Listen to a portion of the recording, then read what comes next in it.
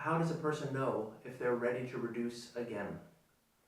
So that's the million-dollar question: how do we know when to make the next reduction? So the overall method looks easy on paper, like you reduce, you stabilize, you reduce, you stabilize, you continue until you're off the drug. So what does stabilizing mean? That's a complicated thing, because obviously stabilizing doesn't mean that you're just one huge symptom-free smiley. Like, you're still on the drug, so however you feel while on the drug, with all the side effects it involves and the situation you're in life, that is still there. So stabilizing means, as far as it's possible to notice or recognize, stabilizing to the baseline you had before making the reduction. So when you make a reduction, one of two things happens. Either you hit a reduction that was perfectly within the range of what the body can keep up with, meaning that it created no symptoms. And then you wait, and there are all sorts of rules for this, and it's very difficult, I find, to say something universal about.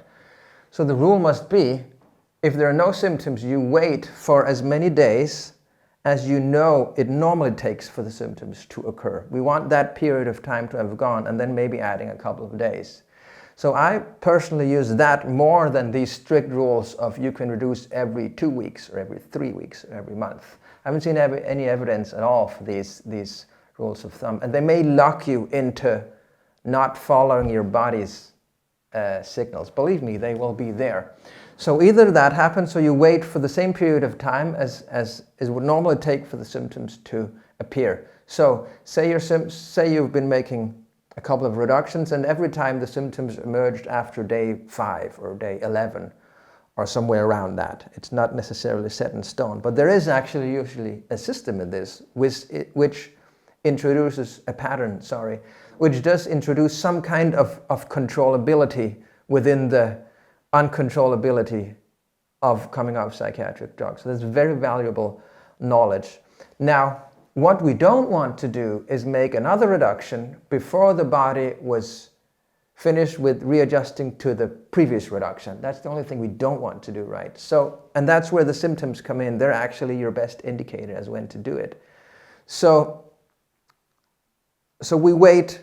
It sounds so easy when you just say it. We wait for the symptoms to pass, and then a couple of days. And stabilizing does not mean to be completely stable. It means stabilizing to whatever level of symptoms you have on the drug. But what we want to separate that from whatever withdrawal symptoms occurred, like was added by the reduction. And it can be, so the goal is, or the idea is, to navigate through the symptoms. But we want to do that without ruminating about it and worrying about it and putting too much thought into it. It might sound counterintuitive.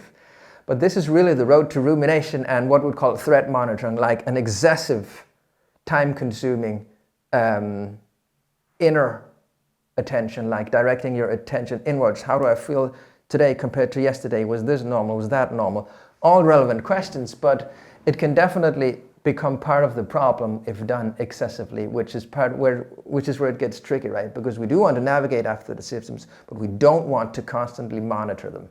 So again, it comes down to the word of stabilization. Like, don't wait to feel perfect. There will be all other sorts of sources to the way you feel than the reduction. So we don't want to attribute everything that's happening to you to the dose reduction. That would make, which is where it gets tricky, because a lot of it can indeed be due to the reduction.